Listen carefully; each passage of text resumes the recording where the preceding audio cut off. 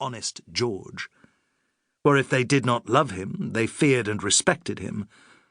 Honest George, or Old George, would always look after them, insisted the veterans who'd marched with him in his 2 astounding campaigns in Scotland.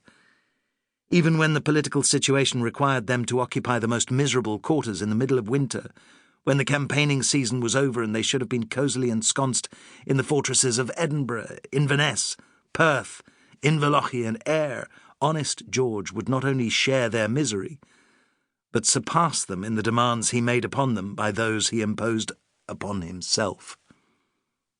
But if few could know Monk's mind, most among the horse and foot encamped along the riverside sensed that their presence here, astride the very border between the England that he and his army served and the Scotland it occupied, was of crucial importance. Ever since the death of Oliver Cromwell in September 1658, when his elder son Richard had been proclaimed Lord Protector in his succession, England had been in a state of political ferment. Scotland, under Monk's firm but fair hand, unenthusiastically accepted the news of Richard's elevation.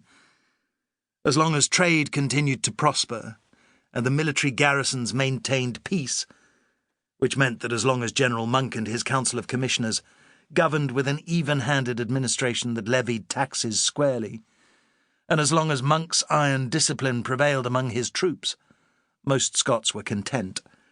Those among the Highland clans who had followed the Earls of Glencairn and Middleton in their rebellion in the name of Charles Stuart, the rightful King of Scotland, and who in consequence refused to accept the rule of the Protector's viceroy, had been allowed to enlist in mercenary regiments to serve abroad. Most simply went home. Such a pacification after so ruthless a campaign had been a remarkably enlightened move by Monck. Many of the clan chieftains had come in and made their composition with Monck, and he had accepted their word of honour and left them in peace to make of their remote, mountainous, ancestral lands what they would.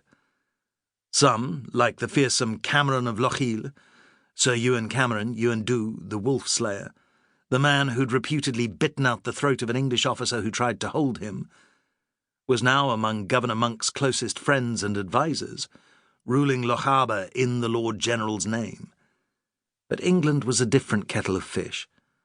Oliver Cromwell's various experiments to rule with a parliament had failed, and the treasury was empty, largely by reason of an expensive war with the Dutch and ongoing hostilities with the Spanish, but also due to the exorbitant cost of army pay, which was, in any case, in arrears. Meanwhile, the English army that he had so brilliantly led, although riven with factions and sectarianism, both religious and political, insisted on the overthrow of the Protectorate and a resumption of the good old cause of English republicanism.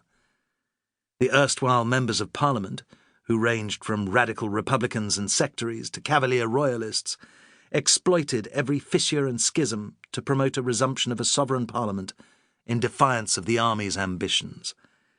As for Richard Cromwell, he'd proved to be a pleasant fellow, more suited to the green shires from which his daddy had emerged. Richard had been revealed as not being made of the same stuff as the man whose mantle had fallen upon his shoulders, despising his dying father's advice to place his trust in George Monck above all others. 8 months after his assumption of the Protectorate, his attempts to settle a form of parliamentary compromise ruined by the filibustering of militant republicans led chiefly by Sir Arthur Haselrig, he found himself incapable of governing the country and resigned. At the stroke of his pen he had transformed himself from Lord Protector into Tumble-down Dick.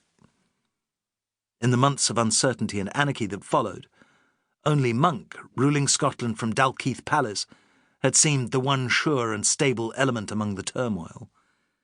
And even he'd become a victim of tittle-tattle, innuendo, and outright slander emanating from every corner, being variously accused of nursing a desire to replace Tumbledown Dick as Lord Protector, or of being in secret contact with the exiled Charles Stuart.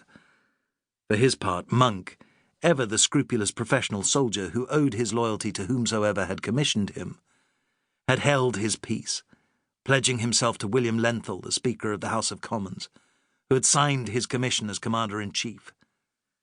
But Monk's principled